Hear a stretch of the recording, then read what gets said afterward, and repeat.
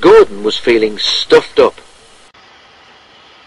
"It's the coal, Gordon," explained his fireman. "It's clogging up your tube something awful, but we'll have to make do with it, for there's nothing else." "Why not have a good sneeze, Gordon?" suggested Henry, thinking of the time when he'd punished some boys for dropping stones on him. "That will clear your tubes." "Certainly not," replied Gordon with dignity. "The Fat Controller wouldn't approve. He didn't like your sneeze, I seem to remember."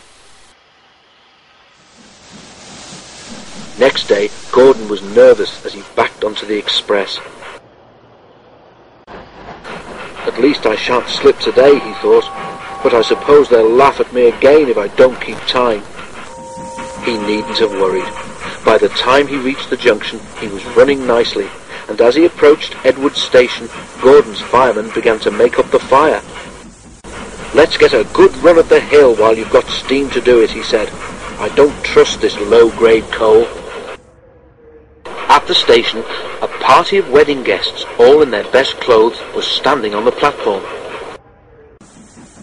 As Gordon swooshed through, running hard for the hill, smoke from the newly made fire streamed from his funnel.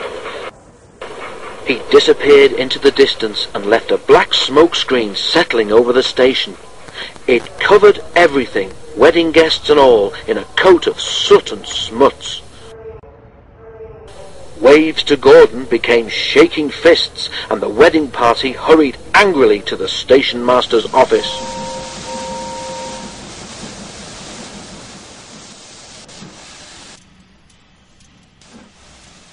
At the end of the line, an inspector came to see Gordon.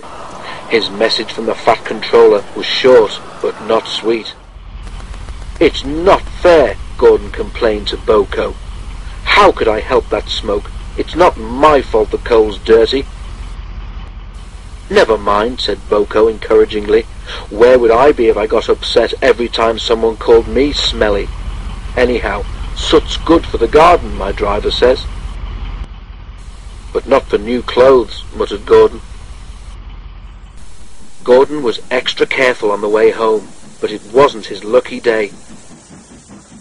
The Fat Controller had broken a journey to the other railway to apologize to the people at Edward Station. He had done his best and was waiting for another train when Gordon came by. As the express thundered through, a cloud of something flew from it and landed on the Fat Controller's new top hat. When Gordon reached the big station, there was another message waiting for him. "The Fat Controller says," announced the inspector, "that Gordon blew ashes on his top hat as he passed Edward Station." Gordon was horrified. "Wheesh!" he exclaimed indignantly. "I did not. I was being extra careful." "I'm sure the Fat Controller can't be right," put in Gordon's fireman.